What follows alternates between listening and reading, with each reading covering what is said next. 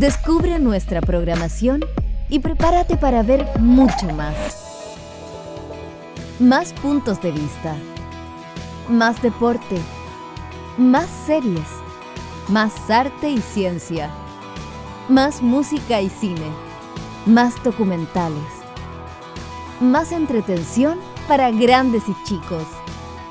Descubre UChile TV, donde todas las verdades se tocan.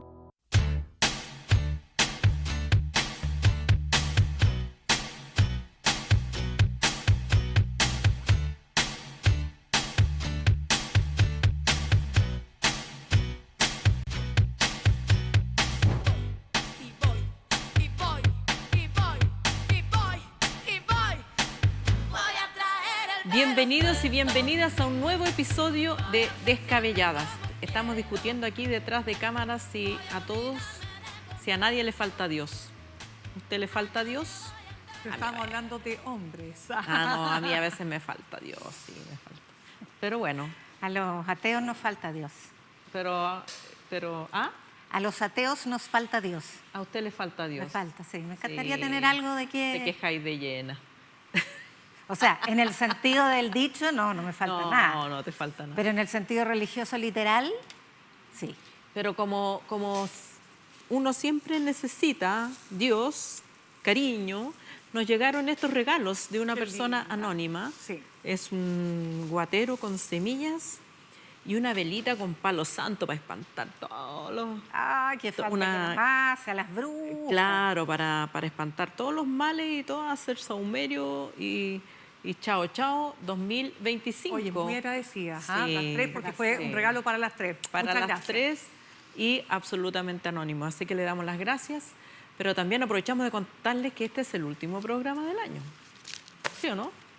Este es el último programa del 2025. Y año nuevo. Así que vamos a aprovechar de hacer todo esto para espantar todas las malas vibras y comenzar de nuevo como nuevas en enero.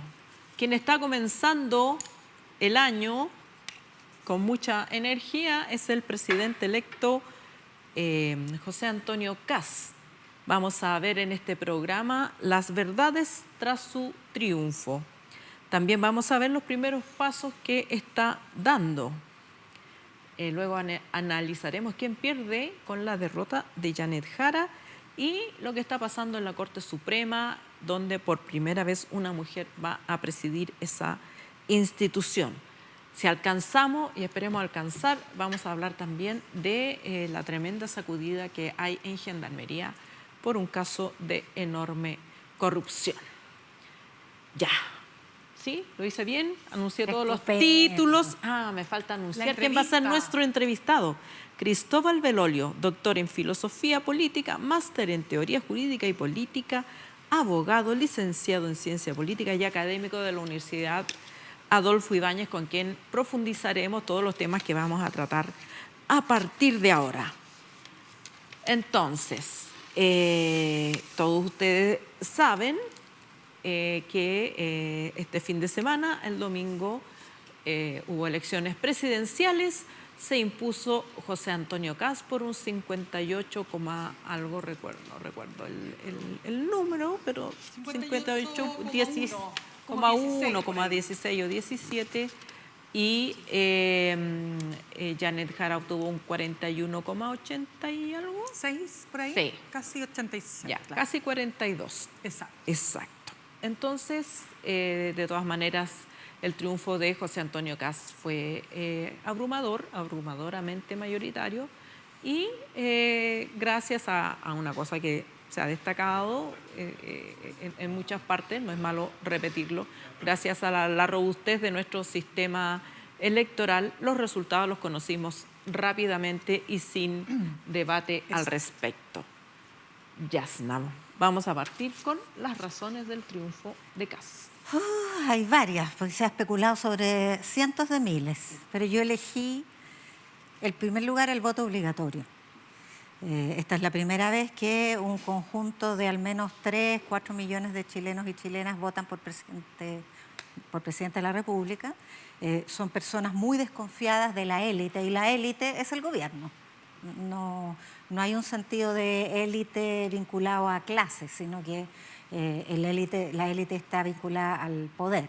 Y hay obviamente un oposicionismo, una impopularidad del 65%, un gobierno que le dejó a la oposición el control del Banco Central desde que partió, con una política cambiaria y fiscal completamente restrictiva, que le impidió acelerar la reactivación económica. Recién los últimos año y medio hemos tenido un mayor nivel de bienestar, con problemas de empleo, etc. En segundo lugar, lo que los teóricos llaman el backlash, que es este contragolpe reaccionario a ciertos valores postmaterialistas como las minorías LGBTI, como el multiculturalismo, como un montón de valores que son muy apreciados cuando hay momentos de bienestar, pero desdeñados cuando hay carencias. Y los problemas de seguridad y los problemas de crisis migratoria generan carencias que son muy primarias y que por lo tanto generan también una reacción a estos otros valores que se consideran secundarios y por lo tanto se resiste a los sectores que los defienden. Y yo diría que esas son las principales razones. Interesante hablar del debate que se ha generado respecto del clivaje que sustenta este holgado triunfo, pero no quiero latear ahora, lo hacemos después de que hable la Mirna. Exacto. Mirna, aprovecho de preguntarte, ¿son solo los elementos circunstanciales o de contexto los que están detrás del triunfo de Kast? ¿No tiene ningún mérito el candidato en este triunfo? No, al revés. Mira, voy a decir lo siguiente. Yo creo que esta debe ser una de las mejores campañas que ha habido en la historia política del país después del retorno a la democracia.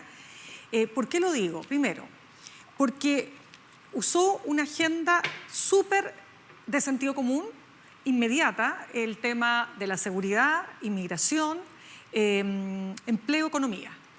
Nunca no se movió un ápice de esa lectura de la realidad vista en tres dimensiones, o sea, en tres aspectos, quiero decir, y nunca jamás develó cuál es su visión, digamos, del punto de vista valórico, más allá que él dijera miles de veces que todo el mundo lo sabía, pero es muy distinto decir todo el mundo lo sabe a decir yo me opongo al matrimonio homosexual, yo estoy en contra del aborto en cualquiera de las causales, por mí que no se repartiera la píldora del día después, y etcétera.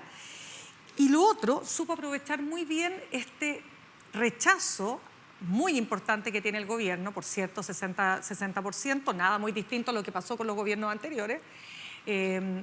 Por lo menos estoy pensando en Piñera 2, pero logró capitalizar esa rabia y la convirtió finalmente, todo esto metido en la juguera, en un plebiscito entre él y el gobierno, o entre él y Boric. Y digamos las cosas como son, el presidente lo ayudó bastante cuando se metió en la campaña y en lugar de poner a Jara, ¿no es cierto?, en el lugar que le correspondía, tomó él el protagonismo. Lo que hizo fue reforzar el discurso de esta era, ¿no?, una disputa entre él y Boric, entre Kast y Boric. Entonces creo que la campaña estuvo bien hecha, lo que no significa que porque una campaña es buena, el gobierno lo va a hacer igual. Esa es otra historia. Es otra historia, ya vamos a analizar los primeros pasos de Kast, pero primero ahora estamos viendo cuáles son las razones de su triunfo. ¿Hubiera sido lo mismo en esta política pendular de los últimos años y de las últimas elecciones en que el electorado oscila entre un candidato y después elige al opositor y luego elige otro candidato y después otro opositor? ¿Hubiera sido lo mismo Matei o Kast tiene algunas características especiales que explican su triunfo? O sea, el oposicionismo es una clave, sin duda. Los últimos 4 gobiernos, y este es el quinto, van a heredar a la oposición la banda presidencial. Pero hay una cuestión que se ha hecho notar y que es bien peculiar, y es que aquellas mesas porque esto es evidencia empírica finalmente. Aquellas mesas donde predominó el voto rechazo de manera evidente son las mismas mesas donde predominó de manera más contundente el voto de apoyo a José Antonio Kast. Cuando digo rechazo me refiero al primer proceso constituyente. Entonces, ha habido algunos analistas interesantes, académicos, que sobre la base de la investigación han dicho que esto significa un nuevo clivaje que reemplaza el clivaje del sí y el no por el refundacionismo, que vendría siendo como la izquierda, como el voto Jara, versus la restauración, que obviamente vendría siendo el voto de derecha, el voto Kast. ¿Qué es un clivaje? Para partir explicando esta teoría. El clivaje es un binomio de dos valores contrapuestos en torno a los cuales se constituyen identidades políticas, ofertas programáticas y identificaciones de la ciudadanía con determinadas opciones. Eso es un clivaje. Los hay, qué sé yo, campo-ciudad, religión, laicismo, derecha-izquierda, que es el clásico. Y este postulado es clivaje un poco del populismo de élite contra un pueblo puro que ha sido abusado, que es el clivaje al cual apela Parisi, y que se desplazó hacia esto que David Altman dice es el clivaje principal, que es la continuación del rechazo. Yo discrepo de eso, pero es bueno explicarlo porque es interesante el debate que se ha generado en torno a las causas de este triunfo tan holgado. Hay que recordar que triunfos tan holgados ha habido en Chile, solo que del sector de la izquierda, Frei, o de la centroizquierda. Frei en su primer gobierno ganó con un 57% y en primera vuelta. Michelle Bachelet en su primer gobierno ganó con 62%. Entonces, esto de 58-42 como una gran humillación es algo que ha ocurrido. No quiero con eso minimizar la tremenda derrota que sufrió Janet Jara, pero son cuestiones que ocurren en determinados momentos de mucho descontento con los gobiernos en ejercicio. Ahora, cuando uno analiza esto desde la perspectiva de cuál es el eje identitario, o sea, de identificación política, quiero decir de clivaje, me parece que es el tradicional eje izquierda-derecha, y el resto de las teorías, si bien se basan en que el voto de rechazo se refleja en el voto de Kast, sirven para la misma justificación izquierda-derecha, porque es evidente que el voto de rechazo a la propuesta constitucional era un voto de la tradicional derecha, era un voto conservador, que estaba en contra de los cambios radicales, estructurales que planteaba la propuesta constitucional, mientras que el voto de favor, el voto de apruebo y el voto de Jara, obviamente son electorado de izquierda, de manera que me parece que lo que tenemos más bien es la profundización del clivaje izquierda-derecha con una ola hacia la derecha que tiene que ver con problemas fundamentales y evidentes como la migración y la delincuencia, respecto de los cuales la derecha ha tenido, no sé si una oferta de política pública, es lo que vamos a ver, pero sí un discurso más tradicionalmente identificatorio de ellos. Claro, pero también es cierto que esta es la primera vez que en una elección presidencial vota el padrón completo. Por lo tanto, no es comparable el 68% de Michelle Bachelet. ¿Qué sentido? Bueno, me pareció escucharte que dijiste 68. Bueno, el 62% de Michelle Bachelet no es comparable con el porcentaje obtenido por Kast. En términos... O sea, es un 62% en favor de la izquierda y hoy día tenemos un 58% claro, pero en favor de la derecha. un padrón mucho menor. ¿Cómo? De un padrón menor. El de Michelle Bachelet es un padrón más claro. Por eso yo mencioné como uno de los puntos fundamentales el voto obligatorio. Claro, pero sí, no estoy rebatiendo tu punto. Simplemente estoy diciendo que esta es la primera vez. Por lo tanto, hay muchas personas que no se manifestaban, no sabemos qué pensaban al no votar. ¿Qué pensaban cuando no votaban? Si ese porcentaje, porque la teoría decía, bueno, se distribuye igual, digamos, si hay la muestra que vota, se distribuyen los mismos porcentajes en la muestra que no vota y no lo sabemos, porque realmente ha habido un cambio político y por lo tanto a mí me parece que la política en general tiene que hacerse cargo de esta nueva realidad, de que hay muchas personas que no estaban siendo consideradas por la política para, digamos, representarlos, para escucharlos, para incorporarlos en sus proyectos políticos y ahora van a estar obligados a hacerlo, digamos. Ale, quiero Sí. solo agregar un punto a propósito de lo que dice la Yasna. Lo que sí está claro es que este es el primer presidente que se elige después del retorno a la democracia que es pinochetista. Él nunca ha renegado de eso, de su admiración por la dictadura de Augusto Pinochet y que votó por el sí. Porque lo que tenía, la particularidad que tenía Piñera es que había votado por el no y que Piñera era como este personaje que en realidad era derecha, pero no era de la derecha del gremialismo, por de pronto, ¿no? Y de Jaime Guzmán, no era un hijo de Guzmán. Ni Acá es un pinochetista. hijo de Guzmán. Él es un hijo de Guzmán, un hombre que es muy conservador. Es cosa de ver el discurso, la noche del discurso, ¿no? Que repitió la palabra Dios 3, 4 veces. Y eso es muy llamativo porque es...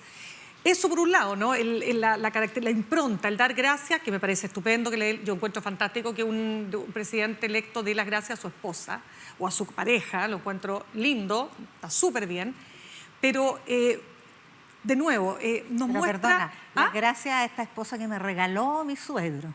Sí, Esa parte no sí. me acordaba. Que me regaló. Un regalo. Sí, sí. Ya. sí, No, pero- está bien. Una que es sensible. Exactamente. Sí, yo me di cuenta al tiro también. Pero ese dato, el dato de que ha ganado Ya. un hombre que tiene esa Vamos al primer característica, discurso. Vamos. Me llamó la atención, mira, yo estaba en la casa viendo ya, había llegado del trabajo y digo, ¿pero qué es esto?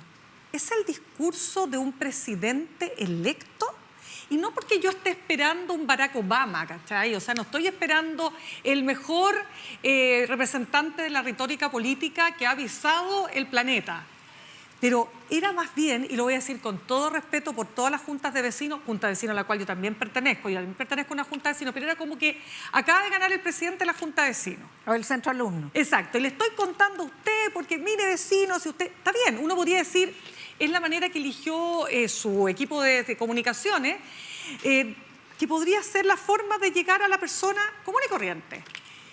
Pero era el discurso del ganador.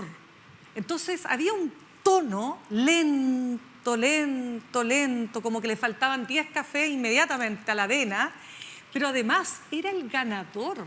Y no estoy diciendo, yo no estoy esperando a Milei, porque tampoco queremos una retórica violenta, agresiva, descalificadora. Así que yo recojo todos los gestos que él hizo cuando empezaron a pifiar a Janet Jara, no, por favor, no haga esto, no haga esto otro, de respeto, pero me pareció que no era el discurso que uno esperaría de un mandatario.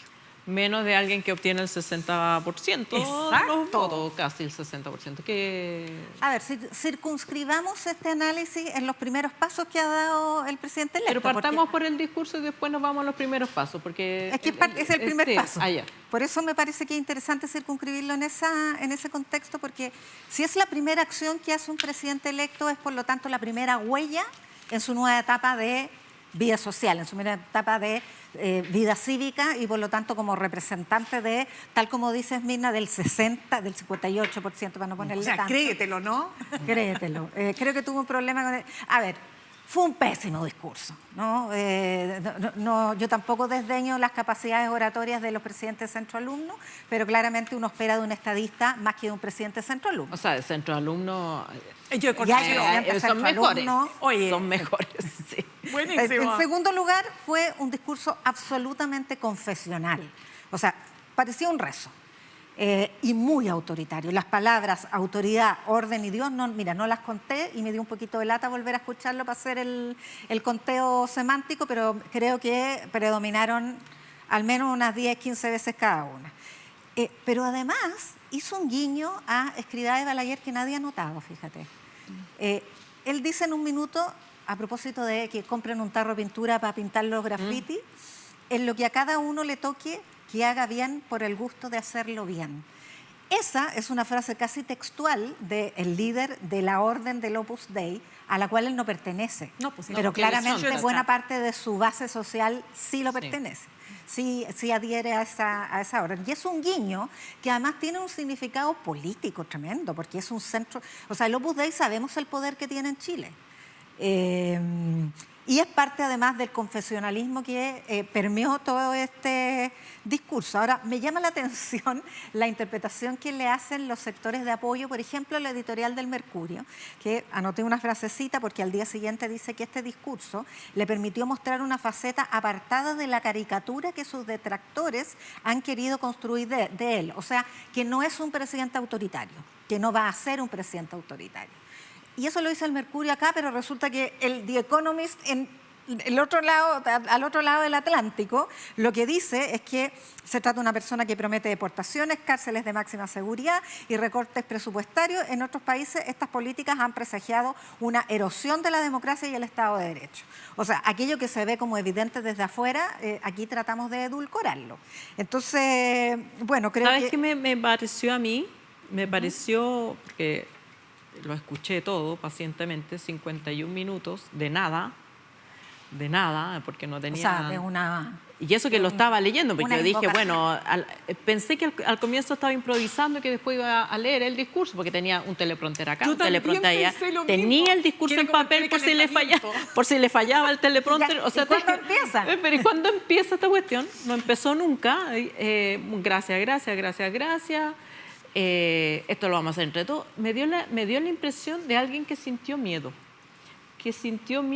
de no poder cumplir con las expectativas que él mismo había generado en las campañas. O sea, la campaña era, cuenten los días, les quedan tantos días. Claro. Y ahí fue como, bueno, sí, pero no, tal vez, oye, lo vamos a hacer entre todos, esto no lo puedo hacer solo.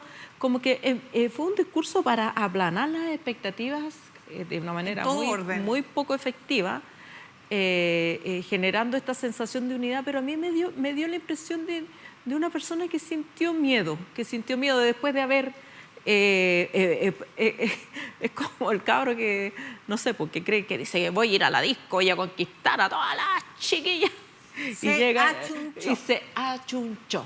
Y llega a la fiesta y se queda en un rincón y no se atreve a sacar a bailar a nadie. Pero... Así lo sentí porque Claro. como que apagó él mismo. No es el discurso de una persona que obtiene ese nivel de... No, pues. Y que además con toda la retórica que venía previa, yo hubiera esperado que dijera pa.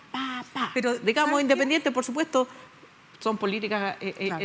que probablemente generarían mucha polémica, pero es el candidato ganador. Bueno, pero es que espérame, lo que pasa es que tiene coherencia con su campaña. La campaña fue oda al sentido común y le fue estupendamente Pero el bien. sentido común no significa broma, Pero espérame, no significa, campaña- fome. No, pero espérame. Oda al sentido común, la gente quiere seguridad, quiere orden, quiere progreso, quiere que el país crezca, quiere más empleo, etcétera, ¿no? Perfecto ahí. Entonces, ¿qué es lo que ocurre?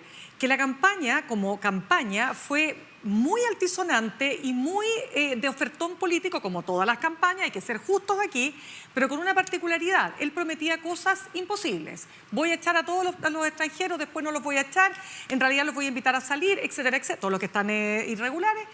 Y por eso este discurso, que sin duda le faltó, insisto, hartos cafés y le faltó creerse el cuento, oiga, soy el ganador, 58% el presidente más votado con voto obligatorio, lo que ustedes quieran, pero la historia dirá que el presidente más votado hasta la fecha. Pero ahí viene el punto, ahora soy presidente y no voy a poder cumplir las cosas que dije, porque lo dije en campaña, pero es que ese es el antes. El después, que es ahora, es que no voy a ser capaz. Y como no voy a ser capaz, ¿sabe qué? No hay bala mágica, no dijo bala mágica. Esto no es magia. Los cambios se demoran. Son difíciles. Yo decía, o sea, perdón, a ver, así como cuando ¿te acordáis los monitos animados? Así, tiqui, tiqui, tiqui, tiqui. ¿Cuál? No entiendo, pero si hace un día le quedan 90 días, les quedan... Entonces, ahí es donde uno dice, bueno... Claramente otra cosa es con guitarra y lo que está haciendo su equipo y él mismo, es decir, en realidad todo lo anterior fue lo que siempre se dice, se hace campaña en prosa, pero se gobierna, se hace campaña en poesía, pero se gobierna en prosa. sí, pero igual fue demasiado... Pero el discurso no fue ni en prosa, fue un balbuceo. claro. No tuvo... Carlos Peña lo hizo pebre también. Ya, pues vamos a eso, para lo de Argentina. No tuvo nudo dramático, No, pues. bueno, como discurso malito, ya. Pero no fue lo único que hizo, por supuesto, ese fue su primer discurso, ¿Cuáles han sido su evaluación de los primeros pasos? Les recuerdo que nos quedan como 4 minutos, pero por supuesto podemos seguir hablando en el próximo bloque un poquito más. Sí, pues nos falta ya la escala también. Sí, O sea, el viaje a Argentina. ya. El Evaluación viaje a del Argentina tuvo 2 problemas, en mi opinión. Podría haber sido un viaje a estrechar relaciones con un país hermano con el cual tenemos la frontera más larga que puedan tener los límites del mundo. Pero se convirtió, en primer lugar, en el viaje de la motosierra, una cuestión que si el discurso había querido morigerar o si el Mercurio trata de edulcorar en esto de la pertenencia de Kast al club de la ultraderecha y liberal, retrotrae a la peor de las caricaturas, porque la motosierra, Milei, el regalo de la motosierra a Elon Musk, Trump, o sea, el club completo. No sé si le quiso hacer un favor a Milei o Milei le quiso hacer un favor a él, pero claramente el resultado es... De hecho, tuvo que explicarlo hoy día. Trató de hacer una explicación y dijo, bueno, es que en realidad yo donde voy me saco fotos con lo más simbólico de donde vaya, entonces cuando fui a El Salvador fueron las cárceles y cuando vaya a una plaza hermosa será, no sé, el monumento más lindo, etc. Pero lo segundo que me parece realmente grotesco es la comitiva empresarial. Porque no fue 1 o 2 empresarios que tienen un par de negocios con los argentinos. Fue el gremio oficial, la Confederación de la Producción del Comercio felices. y la SOFOFA. Y además los 3 principales grupos económicos de Chile. O sea, estaba Quiñenco, estaba Cencosud, estaba Los Mates. Entonces, ¿a qué van? Me van a decir que en un viaje de 24 horas, improvisado en pocos días, me imagino yo, van a ir a establecer convenios y memorándum de entendimiento y cerrar tratos comerciales, o más bien es una demostración de poder de parte del presidente electo con el, no sé, 85% del PIB arriba del avión para viajar a Argentina. Bueno, es que ese punto es muy importante. ¿Alcanzo a decir algo, Sí. Ale? Porque esto te demuestra lo que siempre decimos acá. El empresariado chileno tiene una particularidad que no tienen necesariamente todos los empresariados del mundo. Cuando hablamos del empresariado, bueno, seamos justos, el gran empresariado, ya sé que hay, por supuesto, pymes y pequeños y medianos.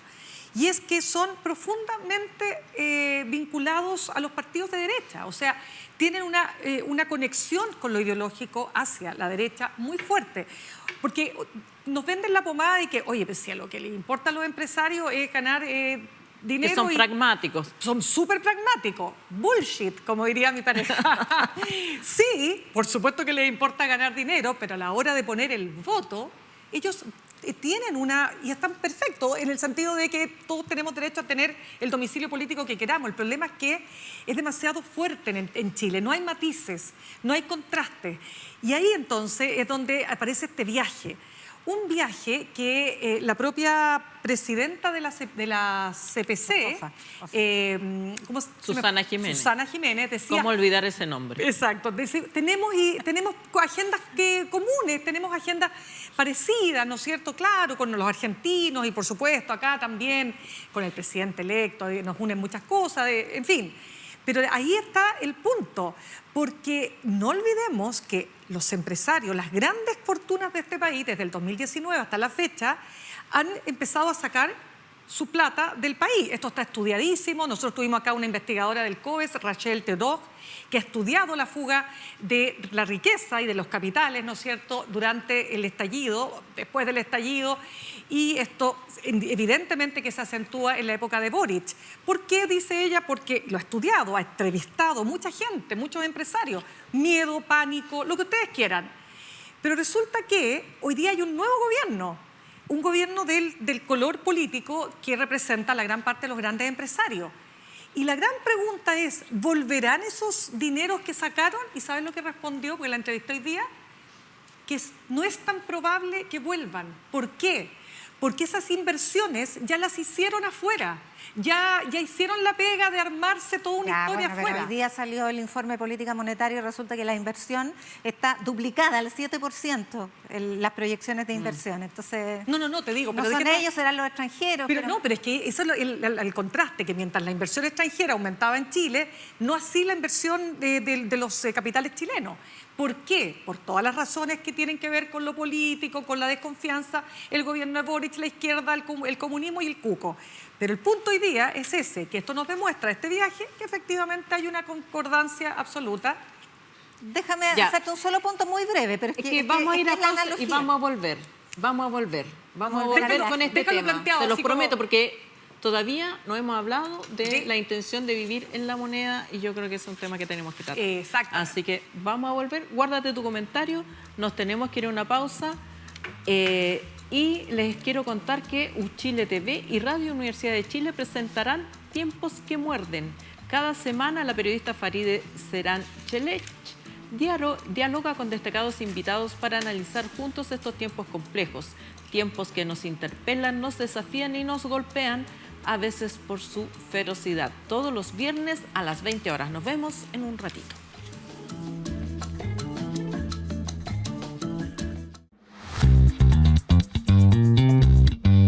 Tomé la cámara de la familia y me empecé a acercar más a la fotografía. Hacemos una especie de rechazo a esas narrativas que ya están muy definidas. Y sobre todo poder inventar otros modos de hacer, ¿no? Y lo que más cercano tenía era la dictadura. O sea, nosotros somos herederos de esa época. Jamás me imaginé dirigiendo películas, la verdad, no tuve esa fantasía, digamos. Sentía que era algo como el cuerpo obrero, como de la gente trabajadora, que no hay tiempo de lazo. Hay un eco del cine en la vida. Yo hago cine porque yo amo ver películas. Que era un momento en que estaban todos grabando.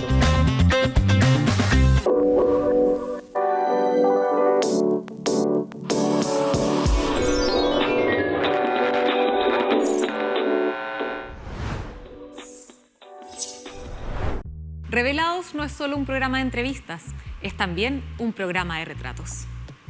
Los cambios que ha tenido el teatro y que sigue teniendo son tremendamente valiosos. Era muy, muy difícil caracterizar la voz de Salvador Allende en privado.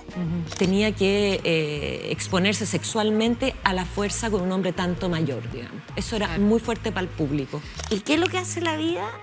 Bueno, te dice, a ver, ahora enférmate tú.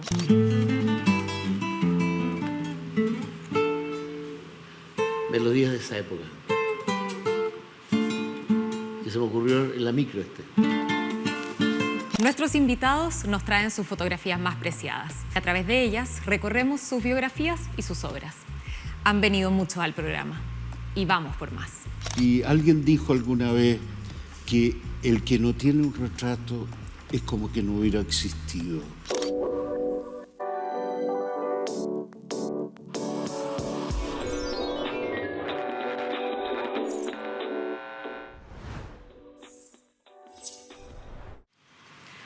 Hemos vuelto y se nos había quedado algún material en el tintero, así que Yasna, tienes la palabra para terminar tu idea. Nos moríamos la risa porque ese viaje a Argentina es como si, la primera actividad, es como si Boric al día siguiente de ganar se hubiera ido a Venezuela con la CUT, la NEF y el Colegio de Profesores. Claro. Hay que ver. Claro, hubiera sido un un viaje ideológico, completamente razón, poco sí. Buen representativo punto. del país. Claro. No. Dándose gustos personales. Gustito. Ya. Ya, pues, ahora pasemos a qué. ¿Tú querías hablar de...? Claro, de la los moneda? primeros pasos. Uno de los primeros pasos, bueno, que se ha anunciado y él ha manifestado su voluntad, es ir a vivir a la moneda, con un argumento de autoridad, de que él puede hacer su cama y todo eso. A mí me pasan dos cosas. Primero, es que lo encuentro tétrico, porque en La Moneda fue asesinado, no fue asesinado, se suicidó. Hay teorías de que fue asesinado, pero la evidencia es que se suicidó el presidente Salvador Allende durante el golpe de Estado, que sí fue un golpe de Estado. O sea, ha intentado relativizar lo que es un golpe de Estado. Ahora hoy día cualquiera dice, cualquier manifestación en las calles le dicen que es un golpe, pero ese fue un golpe de Estado. No solamente murió Allende ahí, sino que muchos de sus colaboradores salieron de ahí con las manos arriba y se convirtieron en detenidos desaparecidos. Entonces yo no sé cómo se puede habitar ese palacio sin hacerse cargo de eso, sin decir voy a vivir en esta casa sin hacer un homenaje o sin comprometerse a buscar a esos detenidos desaparecidos. Eso como por el lado cringe, como dicen los cabros. pero por el lado de efecto político yo la encuentro una súper buena movida. ¿Por qué a nadie se le había ocurrido antes? Me parece que desde el punto de vista del impacto político, simbólico, por supuesto que en términos de ahorro de recursos y todo es absolutamente marginal, pero me parece que sí uno espera, o uno hubiera esperado, que los presidentes y presidentas vivieran en la casa de gobierno. Y yo creo que es un buen golpe de efecto.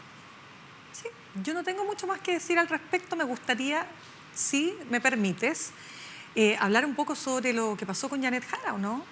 Ya vamos a No, eso. es que ya... ¿todavía no? No, quería saber si nos Sí, quedan más cosas de los primeros. yo comparto contigo que es un golpe populista bastante marquetero, ¿no? Sí. Para ser bien recibido, que ahorra, pero me parece súper pretencioso esto de pretenderse una persona sencilla, modesta, porque te vas a ir a la incomodidad del Palacio de la Moneda. Tampoco es el primero el que se le ocurre, Gabriel Boric también lo pensó, porque tenía que cambiarse, vivía en un departamento y tenía que cambiarse de casa, y es un recurso bastante recurrente el esto de dar golpes de efecto.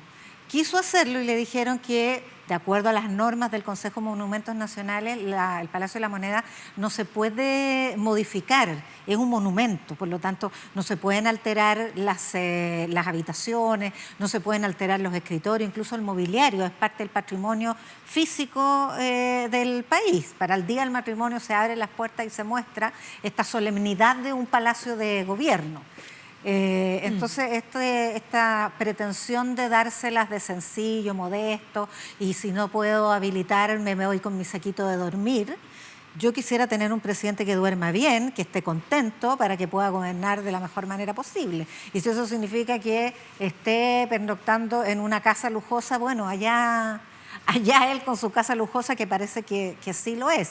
Y bueno, trabajará en el camino de Paine a Santiago. Sin los autos se puede trabajar, se puede conversar, se pueden tener reuniones. El teletrabajo es bastante... Así que, no, me parece un golpe efectista nomás. No, pero es bueno. De poca elaboración. Es bueno.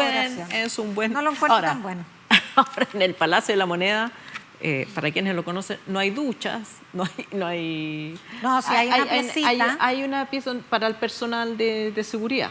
No, si el gabinete del presidente, el escritorio, tiene una pequeña ducha y una camita, un sector con una camita. Yo también, yo lo conozco, porque alguna vez con el presidente Piñera nos invitó... ¿A dónde te fuiste a la cama el presidente? Oiga, ya. ¿Te mostró la ducha? No.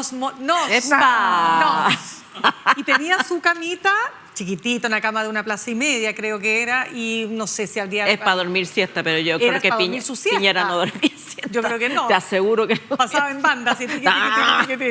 Bueno, pero por eso te digo, pero mira, a lo mismo. No, pero está bien, ya. Está bien. Mira, todos los presidentes hacen golpes de... nuestro presidente, que antes de ser presidente no era muy deportista, hay que decirlo, llega en bicicleta. Sí, también. Todos hacen... Sí.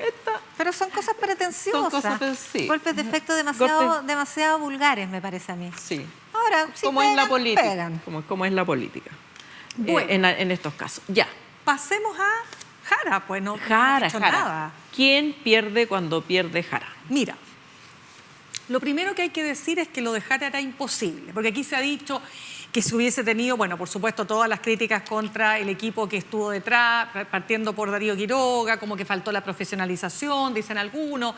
Mira, ni que hubiese venido Steve Bannon, la candidatura de la candidata de la centroizquierda habría logrado la posibilidad, primero, de derrotar al candidato que ganó, y una posibilidad, quizás acortar un poco, pero ella tenía una candidatura imposible. Si esto era imposible. O sea, ella era la candidata de la continuidad en el sentido de lo político. Por lo tanto, primero, ese punto. Segundo, ¿competía contra qué? Contra quién, ya lo dijimos en el bloque anterior, había convertido esto muy exitosamente en un plebiscito entre el gobierno, o sea, entre él y la continuidad del gobierno. Y así fue. Y por lo tanto, yo diría que el 42% obtenido por la candidata, si bien es malo desde el punto de vista de la distancia que hay con el ganador, es un logro que también hay que saber reconocer. O sea, eso es puro Janet Jara en el sentido de la candidata, porque por estos días ha surgido la idea, lo he escuchado, lo hemos hablado, ¿y qué hubiese pasado si hubiese estado Carolina Toá? Como diciendo, ella habría sido más competitiva, y yo creo que no. Y ninguna carta del oficialismo habría podido ser competitiva. Pero creo que incluso Carolina Toá, siendo una tremenda política y la considero una profesional de la política, no habría logrado entrar en los sectores que yo creo que ella logró entrar, Janet Jara, para lograr este gap que tenía y finalmente lograr, ¿cuánto? 15 puntos más de lo que había obtenido en la primera vuelta. O sea, eso es meritorio. Ahora, la izquierda es otro tema. Si quieren lo conversamos después, pero esa es otra discusión. Sí, yo iría más para allá, sin perjuicio de decir antes que Janet Jara tuvo casi un 42% y todos los parlamentarios de su sector tuvieron un 40%. O sea, 37, entiendo. O sea, la hazaña, 37%. La hazaña electoral de haber superado al conjunto parlamentario que mueven territorio, que mueven redes clientelares, me parece que es digna de destacar. Por lo tanto, y creo que nadie lo ha puesto en discusión, las virtudes y eficiencia electoral de Janet Jara como candidata está fuera de discusión. El punto es qué le pasa a la izquierda en Chile, qué le pasa a la centroizquierda y qué le pasa a la izquierda. Porque, ¿por qué no tomaron nota como para elaborar de una manera más profunda y con estrategias más consistentes de la derrota del plebiscito de 2022? Si ahora sabemos, claro, después de la guerra todos son generales, que la correspondencia de el electorado mesa por mesa del plebiscito en el rechazo con Kast es bastante directa, por lo menos las primeras investigaciones así lo establecen. Entonces, ¿por qué dejó que ese espacio del mundo despolitizado que representa el votante no habitual, que ya a esta altura es bastante habitual porque lleva como 4 elecciones en el cuerpo, entre la primera, segunda vuelta y los 2 plebiscitos, más las elecciones locales de gobernadores? Y creo que la confusión de la izquierda estuvo en que, como medió la elección parlamentaria por un lado y antes la elección de gobernadores y alcaldes, se produjo en ambas una suerte de empate entre la derecha, la centroizquierda y la izquierda, o entre la derecha y la suma de la centroizquierda y la izquierda. Entonces pensaron que el efecto del plebiscito ya había amainado y había quedado en el pasado, el efecto del primer plebiscito de la primera propuesta constitucional. Pero no repararon, en mi opinión, en que las elecciones parlamentarias y locales tienen peculiaridades distintas de lo binario de una elección presidencial y lo político de una elección presidencial. Porque se trata ahí de redes clientelares, de un trabajo territorial, son la mayoría incumbentes, o sea, personas que ya tienen una plataforma como alcaldes, como gobernadores o como parlamentarios. La mayoría era incumbente en los parlamentarios. Entonces creo que faltó esa reflexión. Y bueno, llegó el momento de hacerlo. ¿Cuál va a ser la oferta de la izquierda frente a ese mundo despolitizado del votante obligado? Es momento de hacerse la pregunta y empezar a encontrar algún tipo de respuesta. Y la segunda gran pregunta que tiene que hacerse es qué tipo de oposición va a ser y qué tipo de coalición va a construir, porque el mérito de haber construido una coalición tan amplia detrás de Janet Jara fue también otra de las hazañas electorales y sin embargo ya están diciendo que no, que ahora volvemos a las tres identidades históricas, el socialismo democrático por un lado, el PC y el Frente Amplio por el otro y la democracia cristiana por el tercero. Bueno, yo creo que efectivamente la izquierda, es que son las izquierdas, pero las izquierdas carecen hoy día de un proyecto que permita ser competitivo nuevamente con el proyecto que muestra la derecha. Y acá yo creo que el triunfo de Kast queda claro, ¿no? Que es porque le habla a ese electorado que en el fondo es ese ciudadano que se sintió abandonado por este gobierno. ¿En qué sentido lo digo? No que el gobierno no haya hecho lo suficiente en materia de seguridad, porque, desde el punto de vista técnico, leyes, desplazamiento, policías, fortalecimiento, etcétera, se ha hecho harto. Pero ¿qué es lo que pasa? La gente lo percibe de una manera distinta porque evidentemente que despertarse todos los días con las noticias, como lo hacemos nosotras, el crimen por aquí, el crimen por allá, el crimen por acá, te genera una sensación muy fuerte de inseguridad, por un lado, y porque tenemos crímenes y tenemos delitos que son más violentos de lo que estábamos acostumbrados. Y el gobierno que está de turno tiene que dar la cara por eso.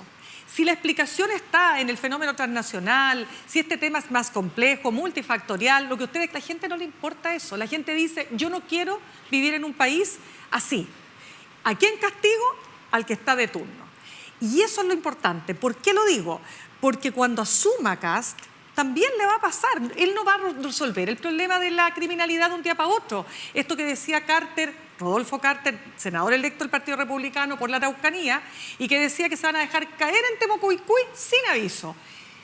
Espérate nomás. O sea, ojalá fuera tan fácil. Entonces también le va a pasar al presidente electo cuando asuma que va a tener que responder a esa expectativa. Y como es difícil, es probable que la gente le dé poco tiempo para responder. Entonces, a lo que voy es que, desde el punto de vista de la seguridad, la candidata Janet Jara tenía menos posibilidades de competir porque cualquier cosa que dijera iba a ser considerada como que tenía menos credibilidad que el candidato que estaba en la disputa. Ya, yo solamente quiero decir un par de ideas. Me parece que Janet Jara se echó la candidatura a la espalda prácticamente sola.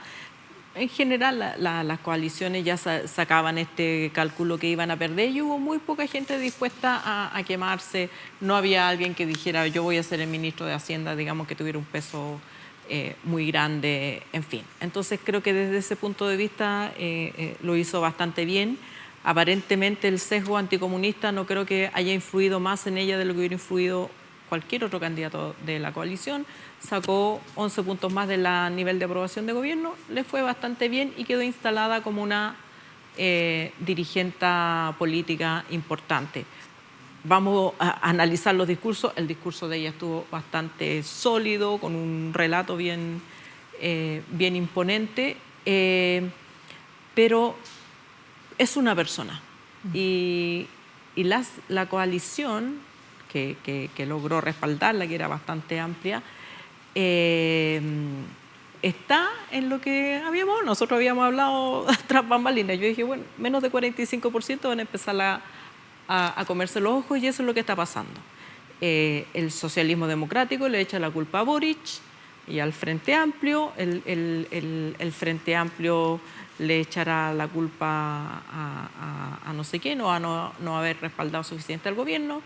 Hay una defensa de la labor de Boric y va a empezar esa que es inevitable después de una derrota, más que hacer un análisis de en qué fallé yo, de decir, apuntar al frente. El PPD, que por supuesto es un partido que estaba al borde de la extinción, ahora se está poniendo como gran articulador de... Ganó algunos diputados. Claro, porque ganó algunos diputados más, pero en unas listas que fueron bastante generosas. Oye. Pero a mí me parece que todo este show va a ser bastante patético por un rato, pero que como le ha pasado a los gobiernos anteriores, va a bastar que efectivamente Kast, si cumple algunos de los planes que tiene de reducir drásticamente gasto fiscal en algún programa social, va a tener muchos problemas de gobernabilidad y la izquierda va a tener una opción en el próximo ciclo de ganar la elección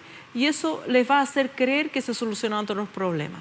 Y yo creo que esa es la tragedia de Chile, que los partidos no hacen trabajo serio de análisis, de decir, de ver en la sociedad que viven, si su proyecto político tiene algún sentido. ¿Tiene algún sentido el PPD hoy en día en Chile? ¿Tiene algún sentido el Partido Socialista?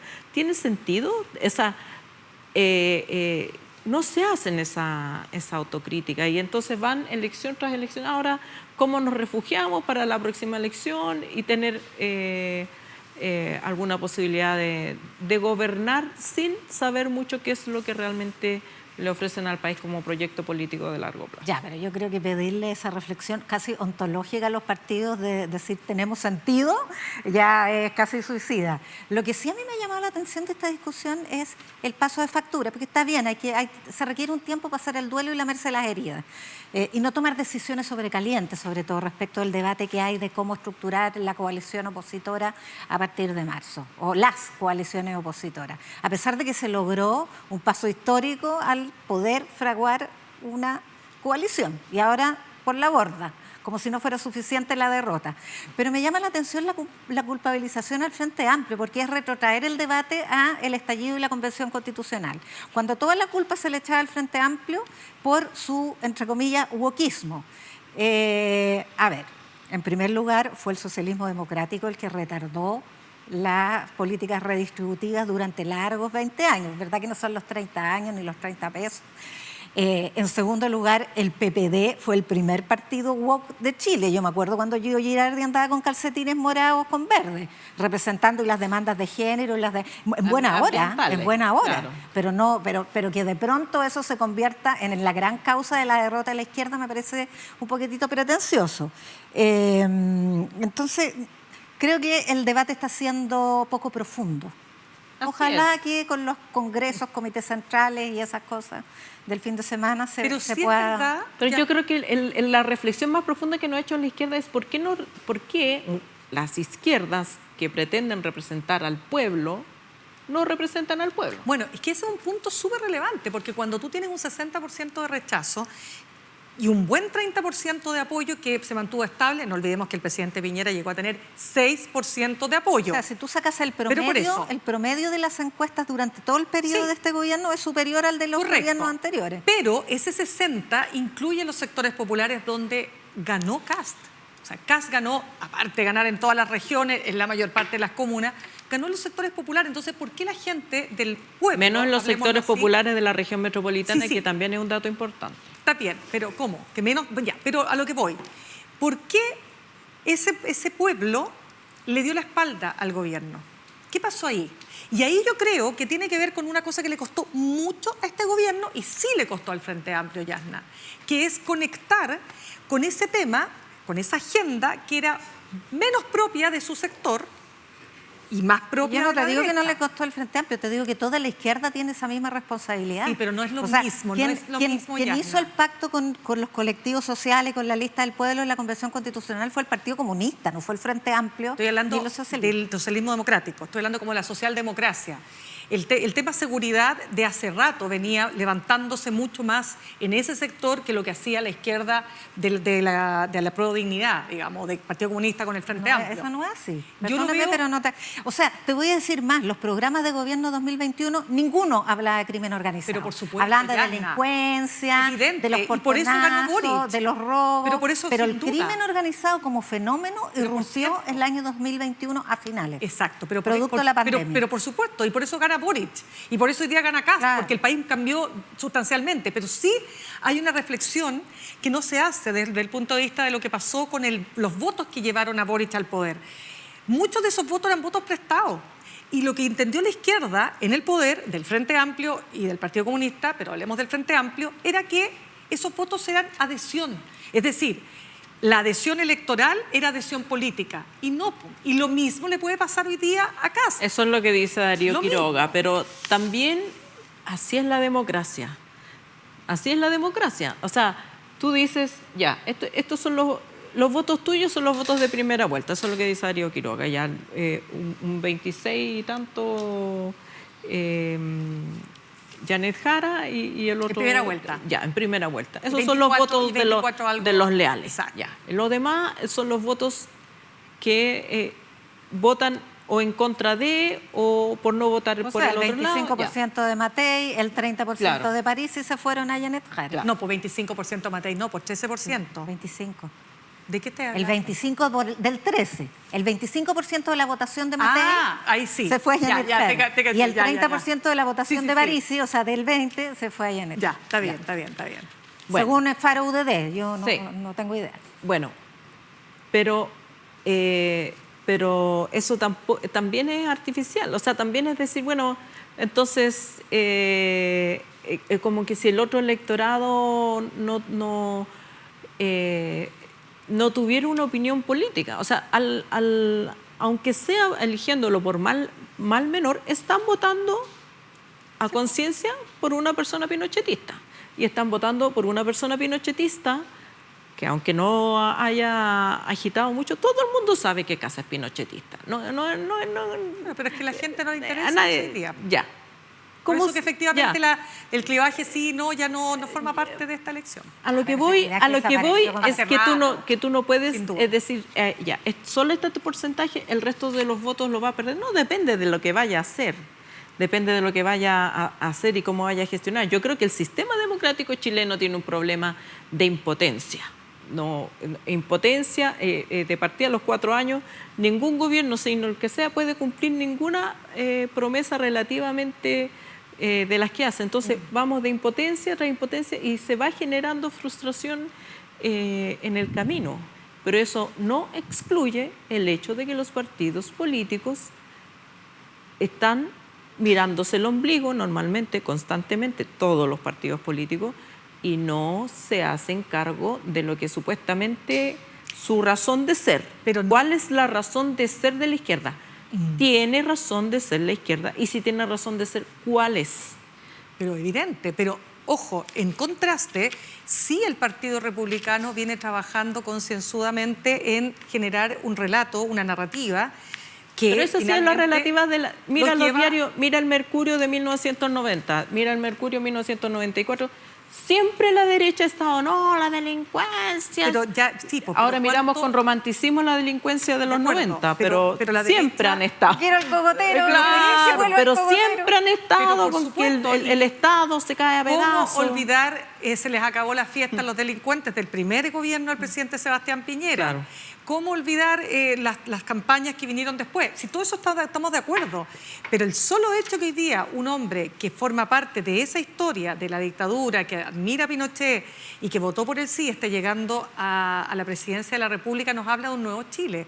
Y de un Chile que votó independiente de eso. La gente lo votó por él porque dijo, queremos un cambio, y él nos asegura el cambio. Punto. Ahora, si el cambio es para mejor o para peor, lo vamos a saber después. No sabemos ahora. ¿Te fijas o no? Pero suena bien el cambio. Por eso te decía que la candidatura de Jara era imposible, porque ¿cómo compites frente al cambio cuando además tiene 60% de rechazo? Porque si tú me dices que el gobierno del presidente Boric está terminando con un 50%, ya peleado, no existe. Eso ya no existe. Pero vamos a ver. Vamos a ver cómo Y sigue. mira lo que le pasó a Ricardo Lagos. Ricardo Lagos salió con no me acuerdo qué nivel de aprobación. Sí, y a los 2 meses 80%. tenía 20. O sea, su partido ni siquiera lo apoyó para elegirlo como un candidato presidente para una segunda postulación. Pero por supuesto. Prefirieron a Aguilier. Entonces, yo Pero creo ahí que... habían otras cuitas.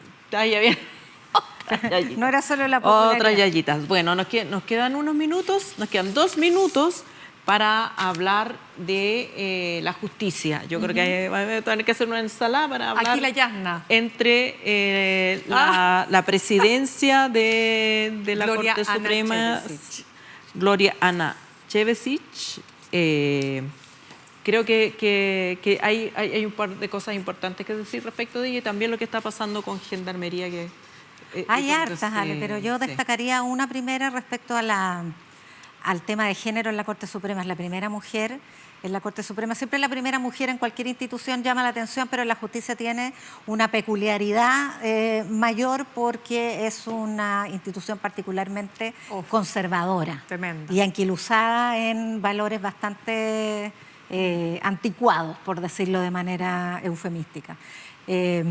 De hecho, Gloria Ana Chevesic ha sido vilipendiada por tener carácter y por tener decisión de emprender las cosas que emprende. Hoy día, por el hecho de tener severidad ética, fue designada, lo leí por ahí, que era motejada como la señora Cot por el Código Orgánico de Tribunales, que ella tendría un espíritu de aplicar demagógicamente y con demasiada inflexibilidad el Cot, señora Cot. Y yo me acordé que en tiempos de Lago le decían la señora Mop. Luis Bates, cuando era ministro de Justicia, le decía a la señora Mopp por su investigación del caso Mopp-Gate, que hay que recordar, tuvo la decisión, el coraje y tuvo además la buena investigación de lograr 13 condenas por fraude al fisco. Esto no fue un caso mediático. Se lograron las condenas después de un largo proceso judicial. Y un caso tan emblemático que significó, además de ser el primer escándalo de corrupción después del restablecimiento de la democracia, el primer caso que se sabía, significó la primera gran agenda de probidad para el Estado de Chile, cortar con los sobresueldos y con el sobrecito para el adicional a los ministros y a las autoridades de gobierno. Entonces, creo que ella tiene un valor que va más allá de ella, de su experiencia y de su trayectoria como máxima. Sí, yo creo que vamos a tener que cerrar, pero solamente agregar que no es la primera ministra que llega a la Corte Suprema, sino que es la primera que llega a la presidencia. Sí, pero es que yo quiero dar el dato de que la primera ministra fue María Antonia Morales, que no pudo ser presidenta no por el tema de género, porque aquí recordemos que hay un acuerdo y se respetó la tradición de que es por antigüedad. Ninguna otra mujer había logrado la antigüedad para ser presidenta de la Corte Suprema, y eso también es importante porque también nombraban en ese tiempo a mujeres muy viejitas a punto de jubilar, entonces no llegaban a ser presidentes. Pero quiero decir algo súper importante para cerrar. ¿Por qué es importante esta elección y por qué Ana Gloria Chevesic? Primero, porque ella es una mujer que es de la línea. Aquí no se va a aceptar, no va a haber tibieza para enfrentar la peor corrupción. O sea, esta es la peor crisis que ha enfrentado la Corte Suprema. Es el principal tribunal del país. Piensen ustedes que ya han sido destituidos los ministros Ángela Vivanco, Antonio Ulloa, Verónica Sabaj, Sergio Muñoz, y ahora está a punto de ser destituido Diego Simpertigue. Eso no lo habíamos visto nunca. Sí, y estos temas los vamos a seguir tratando. Estamos pasadísimas de tiempo, chiquillas, así que lo lamento. Este programa termina aquí, pero supongo que ustedes van a continuar con el debate en la casa. No fue, pero falta la entrevista, no termina aquí. ¿Cómo que no termina aquí. Yo ya me quería ir. Yo ya me quería ir. Perdón. Tengo que conducir y qué hago. Adiós. No. Volvemos, pero con la entrevista.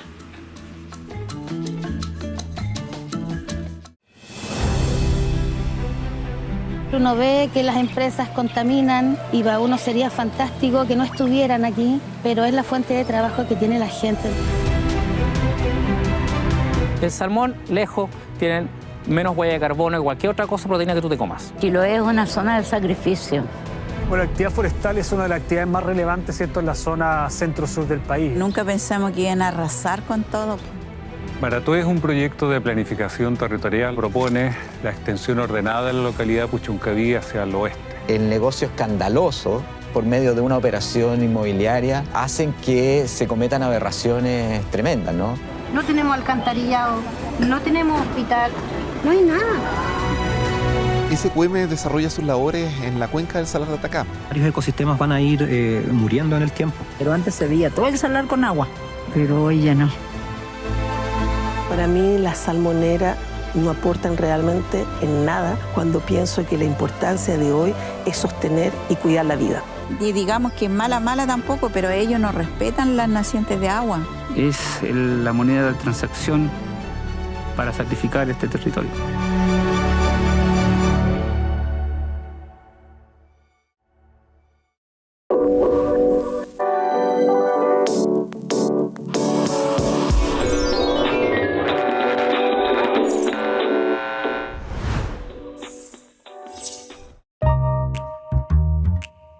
¿Cómo están? Mi nombre es Felipe Blanco, soy el conductor del programa Dominio Público, un espacio donde el pasado no es nostalgia, sino que es pura vigencia.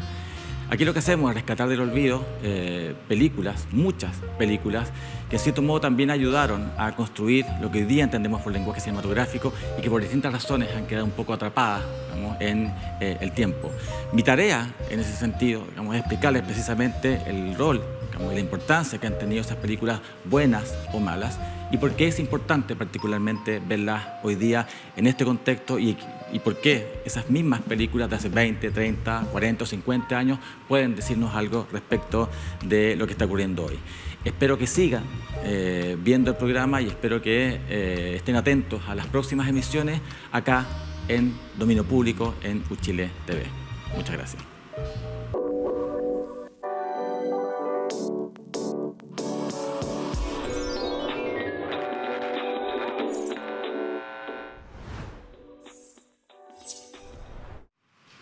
Hemos regresado a nuestro tercer y último bloque, aunque yo me quería ir en el segundo, pero no me dejaron. Tenemos un gran entrevistado hoy, es Cristóbal Belolio, doctor en Filosofía Política, máster en Teoría Jurídica y Política, ambos posgrados en la University College London, abogado, licenciado en Ciencia Política y académico de la Universidad Adolfo Ibáñez. O sea, más títulos que Colo Colo. ¿Qué pasa? Más títulos que barba. Más títulos que barba. ¿Cómo están? Un gusto Muy estar aquí. bien, gracias. Gracias por venir. Nunca había estado aquí, así que gracias por la invitación. Me parece. Cristóbal, lo primero que te queríamos preguntar, tu análisis sobre por qué, cuáles son las causas del triunfo tan holgado de José Antonio Kast. Aunque ya se ha dicho que era muy predecible, que la encuesta, que ya, pero... Hay gente que dice que la suerte quedó echada el 4 de septiembre del 2022, ¿cierto? Sí. Y que este vendría a ser como una especie de efecto electoral presidencial de lo que ya se había dado en el proceso constituyente. Esta tesis del nuevo clivaje que está tan de moda, ¿cierto? Que nosotros durante 30 años organizamos nuestras preferencias políticas en base a cómo votamos en 1988 y que eso habría terminado por difuminarse en la medida que la memoria también va alejando ese hito originario y que el 2022 otra vez era un referéndum, otra vez votó todo el mundo, otra vez de alta intensidad emotiva, como fue la prueba de rechazo. Lo que votamos en esa ocasión habría fijado el domicilio político del nuevo ciclo y como el 2022, a diferencia del 88, le favorece estructuralmente a la derecha, la suerte estaba un poco echada. Esa es como la tesis que está circulando, pero me imagino que también hay otros factores. La agenda que tuvo que navegar el presidente Boric ha sido una agenda porfiadamente centrada en economía y orden público, que son temas más propios del repertorio retórico de la derecha. Y digo repertorio retórico para no decir que lo hacen mejor en economía y orden público, pero son más parte de su vocabulario natural. No ha sido un gobierno, es un elenco que llegó al poder hablando de feminismo y derechos sociales, pero que durante el gobierno lamentablemente no ha habido mucho espacio para instalar esos temas, ya sea por la resaca del estallido social, ya sea por las frustraciones del proceso constituyente, ya sea por la pandemia que volvió a meter temas muy materiales y no tan postmateriales como los del ciclo anterior. El 2021 parecía que el candidato Boric hablaba de temas de fin de mundo, como dice la izquierda europea. Ahora fueron puros temas de fin de mes.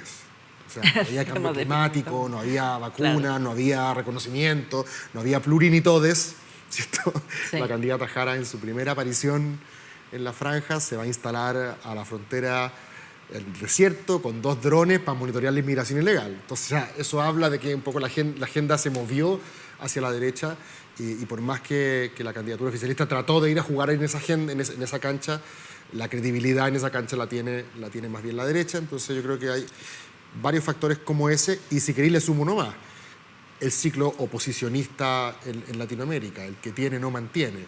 Y esto con cierta independencia del color político. Aunque se hubiera estado gobernando la derecha, quizás habría ganado la izquierda. Y como era la izquierda la que estaba gobernando, es la derecha la que finalmente rentabiliza ese ciclo oposicionista. Así que yo creo que ninguna de estas razones son incompatibles. No sabría cuantificar cuánto pesa cada una. Dijo en su discurso, nosotros ya comentamos el discurso, por si lo quieres comentar un poquito, ¿qué te pareció? Porque quiero ir a un punto que dijo en el discurso, pero solo muy cortito, en lo formal. ¿Qué te pareció el discurso? Horrible. Ya, listo. En lo formal. Ya, en lo formal. Porque, a ver, nadie va a decir, nadie está descubriendo ahora que no es un gran orador. Sí. Pero puede aprender. Vamos a ver. Pero no le habían preparado un discurso un poquito lo mejor. tenían preparado. Es culpa de los equipos, es culpa de... No, si lo tenía no. Sí. Eso dicen que se le echó a teleprompter. No, pero si tenía lo tenía en papel, lo tenía en teleprompter, tenía 2 teleprompters, tenía en papel que lo tenía en el bolsillo. No sé, pero fuera de que no sea un gran orador, eso da lo mismo, de cierta manera. Yo no escuchaba nadie, ni siquiera partidarios de Kast, que dicen que se le pone la piel de gallina escuchándolo, los ojos vidriosos. Eso no mucho. No es un poeta tampoco. Viene saliendo un poeta, pero este que viene ahora no lo es necesariamente.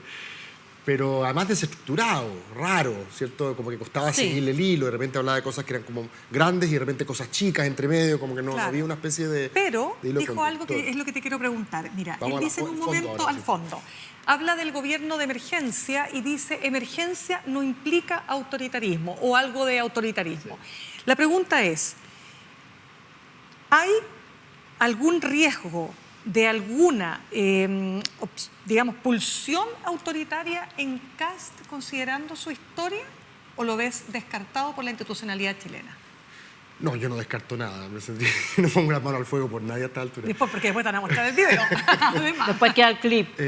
A ver, dos cosas. Primero, respecto del discurso mismo, yo creo que a pesar de que fue malo, desestructurado y todo eso, sí entregó un mensaje. El mensaje es: yo ya no quiero que me vean como el líder de una facción o una tribu ni fanática ni belicosa, quiero que ahora me vean como el presidente de todos los chilenos. Así entendí yo el cambio de registro. O sea, hasta hace 2 días tú le preguntabas por la decadencia del cine polaco y te decía que era culpa del mal gobierno. O sea, cualquier cosa, Boric, ¿cierto? Y Jara, por supuesto, era la encarnación de todos los males. Y las 2 veces que se refiere a ellos en el discurso es para elogiar el temple, el carácter, ¿cierto?, de la candidata Jara, y para citar a Boric como cadena de mandatarios que hicieron lo mejor posible y él de alguna manera encarna la continuidad en vez de la ruptura. O sea, súper republicano desde ese punto de vista. Yo cuando era chico cuando uno jugaba juego y quería como parar un rato, decía boli, como tiempo. Yo sentí que él esa noche dijo, de toda esta polarización afectiva que nos detestamos los unos a los otros, boli, ¿cierto?, ¿qué es lo que le conviene hacer a los que llegan al poder? Cuando uno está en la oposición, exagera las diferencias. Cuando uno llega, dice, tengo una idea, hagamos un gobierno de unidad nacional, que es un poco lo que creo que el presidente Boric lo ha tratado de hacer durante su mandato. Dejan de ser tan adversariales, ¿cierto? Lo que no es tan obvio, porque los socios de Kast en la región, estoy pensando en Milei, estoy pensando en Trump, una vez que ganaron, siguieron siendo igual de adversariales como habían sido en campaña. O sea, Milei no deja de tratar a la izquierda. O peor. Trump todos los días va más allá. Trump en Navidad es capaz de mandar un mensaje diciendo, y especialmente a mis adversarios, los trata pésimo. O sea, igual. troleó al director de cine que acaba de fallecer. Sí, claro. En cambio, Kast me da la impresión de que él dice, bueno, si bien es cierto que esos son mis socios ideológicos, mi estilo, ¿cierto?, al menos a nivel performático, como está de moda decir, es distinto, es más sobrio, es más chileno quizás. Creo que bajo expectativas.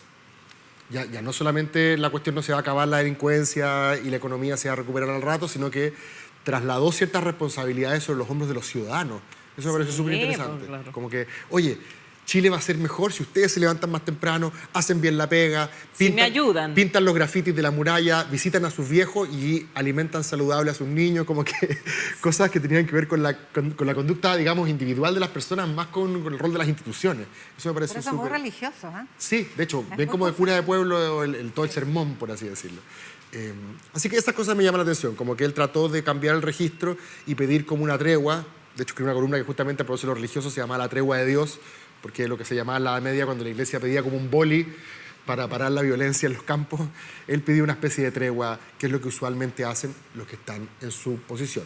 A propósito de eso, Mirna, me da la impresión, por lo tanto, de que él quiere decir, no me miren como la izquierda radical, la ultraderecha, mírenme como un gobierno de derecha, si bien no soy Piñera, mírenme como en un registro más de derecha, más tradicional, ¿cierto? De hecho, yo creo que lo que ha logrado al instalarse como un poco el primus inter pares de esta nueva generación de derecha, como el hegemón de esta derecha, es que hablemos de derecha a secas. O sea, como lo que ganó el domingo, yo creo que no fue ni la derechita cobarde, ni la valiente, ni la centro, ni la liberal, ni la conservadora. Ganó la derecha. Él logró establecer, reconstruir el arco del rechazo y decir, esta es la derecha y ahora yo soy como el fiel de la balanza. Yo soy el que manda aquí. Yo creo que eso lo ha hecho exitosamente. Si eso es Mirna o no... O sea, eso no permite anticipar que vaya a romper las reglas de la democracia liberal. Si eso... Gobierno de emergencia, él ha sido majadero en decir que se refiere a que se va a concentrar solo en orden público y economía y no en la batalla cultural. Así lo expresa él. Yo, que tiendo a interpretar lo que dice la gente en su mejor versión, digamos, en principio no tengo por qué no creerle. Pero, por supuesto que en su sector la pulsión autoritaria existe. La pulsión autoritaria no es volver a la dictadura, ¿eh? No es fascinación por los trajes digamos, castrenses necesariamente, quizás eso más en Kaiser que en Kast. Yo creo que en Kast significa esa pulsión autoritaria relajar ciertas garantías, por decirlo de alguna manera, con tal de asegurar algunos objetivos. La mano dura puede bien valer sacrificar algunas libertades individuales, algunos derechos civiles en ciertos contextos, y la población, yo creo que en algunos de esos casos va a aplaudir. Pero cuando tú lo ves como el heredero de Jaime Guzmán, que él se ve a sí mismo, y además se define y está orgulloso, y dice que Guzmán habría votado por él, Jaime Guzmán es el hombre de la democracia protegida. ¿Qué más iliberal que aquello? Sí, claro, lo que pasa es que él es heredero de él es de esa camada, de hecho, él es del riñón de ese mundo, pero han pasado 25 años. O sea, el Chile que hoy día administra Kast es distinto, y yo creo que el propio Jaime Guzmán tenía, esto no lo digo yo, lo dice Hugo Herrera, por ejemplo, que conoce mucho mejor su pensamiento, tenía cierta flexibilidad. Es interesante que Kast en su discurso dice, los voy a sorprender. Es interesante que diga eso porque de alguna manera acepta la premisa implícita de que él no es el hombre que asociamos con los consensos y los acuerdos. Claro. Si nos va a sorprender es porque justamente no lo ha hecho. Fíjate que hace un tiempo atrás entrevistamos en Animales Políticos a una persona cercana a Kast, y él justamente lo comparaba con cuando Guzmán llegó al Senado y prestó los votos de la UDI para elegir a Gabriel Valdés, en vez de haber dicho, nos amurramos, elegimos a uno nuestro, y que habría sorprendido un poco al mundo político haciendo eso. Entonces hay gente que dice que Guzmán... Sobre todo a RN. Sobre todo a RN. que quedó marcando Cuba. Exacto. Entonces es interesante ver ahí hasta qué punto hereda el conservadurismo moral de Guzmán, ¿cierto? El gusto con una democracia más protegida, como dices tú, Yasna, pero también la flexibilidad, entendiendo que en los tiempos que corren hay muchas cuestiones que revertirlas sería de un costo mayor, creo yo. Te pongo un ejemplo. ¿Sería razonable que tratara de retrotraer el aborto en 3 causales? ¿Cierto?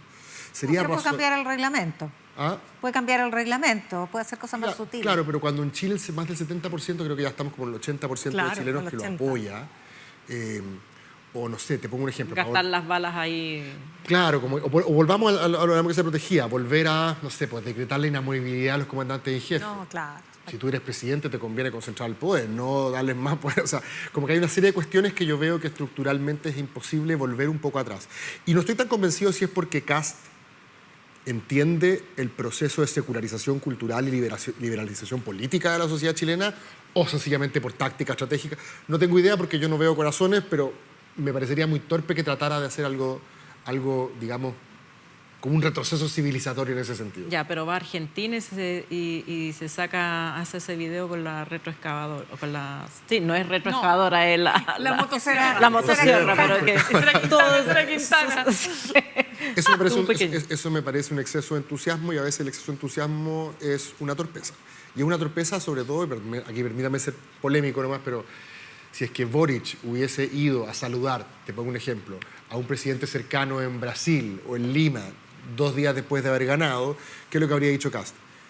¿Por qué se va si hay incendios en Melipilla? ¿Por qué no está donde tiene que estar, cierto? Supuestamente no era Chile primero. Lo hicieron, claro. Se hubiera ido con la CUT, con el Colegio de Profesores y con la NEF, porque fue con la CTC y la SOFOFA. Exacto. No, yo creo que fue un poquito calcetinero, además, no se vio muy digno. Sí. Si la idea era Chile primero, yo creo que podía esperar. Pero bueno, fuera de eso, además que creo que todo es un poquito impresentable lo de ir a ofrecerle el cargo a Daza allá, también me parece un poquito como eso. Yo entiendo cuando los entrenadores de fútbol tienen que ir a negociar el contrato de alguien y van al hotel a juntarse, pero en este caso... Pero parece que además el jugador le dijo que no. Por eso, me parece un poco decoroso. Sí. Un poco un desaire que el viceministro del país de al lado le diga que no a la oferta de ser ministro acá. Creo que todo un poquito... y yo creo que ellos mismos se dan cuenta ahora que puede haber sido un exceso de entusiasmo, o quizá nadie se atrevió a decir que no sé. Muy de no hemos hablado de Parisi. ¿Querías hablar de Parisi? Es que yo quería terminar con las derechas. Ya, termina con las No, quiero preguntarte, ¿dónde van a poner...? Porque Kaiser es un tema. ¿Qué va a pasar con los libertarios en este gobierno? Ellos son los que empujan hacia la derecha más que radical. Y paréntesis, hicieron su propio evento. Su propio acto. Sí. ¿Cómo ves tú ahí lo que va a ocurrir? Yo creo que ese acto independentista da muestras de que ellos creen que tácticamente les conviene quizás estar por fuera. Lo dijo Kaiser súper claro, dijo, vamos a ser un poco los guardianes de la ortodoxia. Vamos a ser aquellos que vamos a supervigilar que este gobierno cumpla lo que prometió. Y de hecho lo que prometió al mundo de Kaiser le parece poco, le parece muy modesto. ¿Sí? Decir solamente orden. Amarillo. Claro, yo por lo menos que me di la lata de leer todos los programas, el programa de CAS 2025 no es el CAS de CAS 2021, no es el programa de CAS 2021. El del 2021 te decía que iba a eliminar el Ministerio de la Mujer, que se iba a salir de los pactos internacionales, ¿cierto? El del 2025 me pareció a mí un programa más bien de gestión pública, es decir, con el mismo marco lo vamos a hacer mejor, no mucho más que eso, a diferencia del 2021.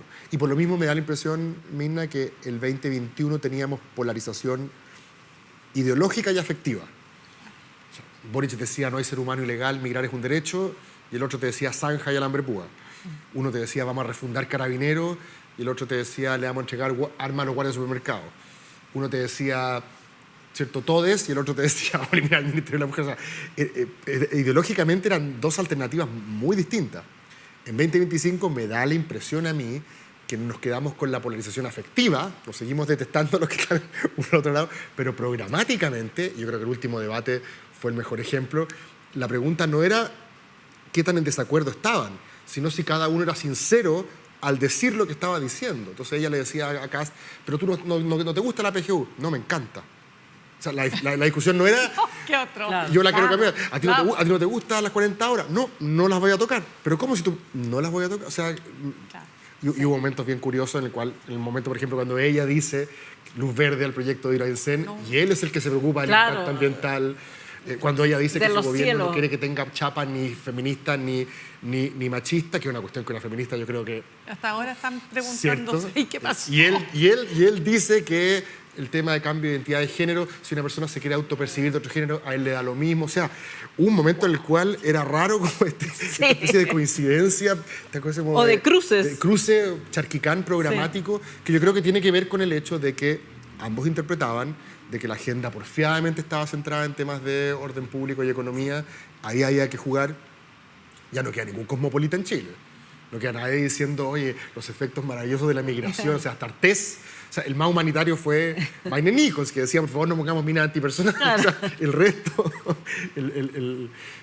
así que yo creo que en esa cancha, por supuesto, era muy difícil para Jara, era muy favorable a la derecha.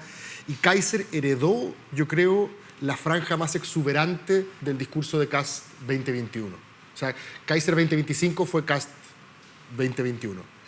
Y yo creo que quizás él prefiera justamente, para no exponerse, y como los gobiernos casi siempre todos tienden a frustrar expectativas, quedarse en una posición colaboración crítica, que alguna vez decían mis amigos de Frente Amplio, de RD, para justamente tener la libertad de criticar. Además que tiene a su hermana en el Senado, que no sé si sabemos con la chichita que nos estamos jurando, pero ahí va a haber... Cosa seria. Sí. No menos sabemos. Cosa seria. No, o sea, ya nos enteramos por una entrevista que dio hace poco. Oye, Cristóbal, ¿y tú crees que va a poder hacer una coalición con estas derechas tan distintas?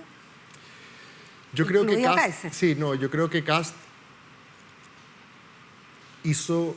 O sea, la razón por la cual estamos hablando de esta versión descafeinada de Kast tiene que ver con tres factores. Primero, con la presencia de Kaiser, ¿cierto?, que simbólicamente tiende a generar una imagen más de moderación en Kast, ¿cierto? Y programáticamente así fue. Segundo, con esta idea de no voy a dar la batalla cultural, ¿cierto?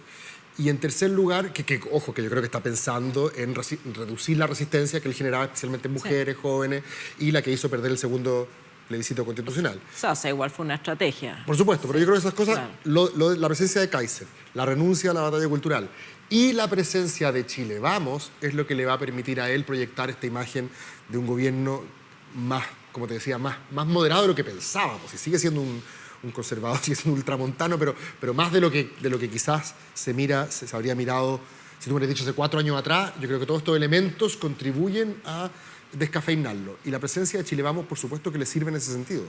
No solo por los cuadros técnicos. Pero Evelyn Matei parece que... No, Evelyn Matei no, pero Evelyn Matei igual ya estaba de retirada.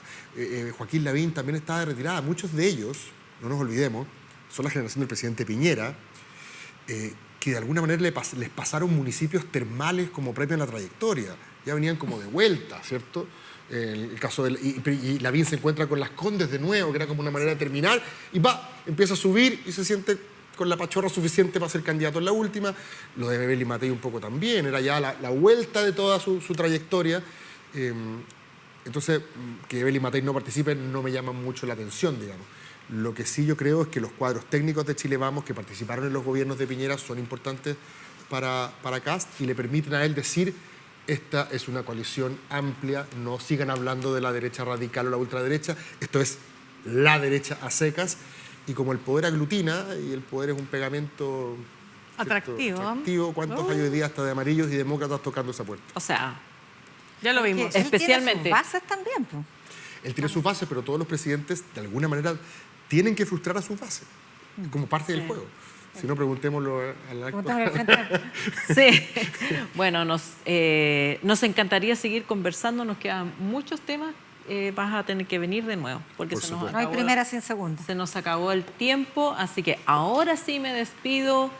Nuestro último programa del año, nos volvemos a ver en enero. Síganos, véannos, ya saben dónde. Jingle Bell. Ve que se pasa rápido el tiempo, ¿eh?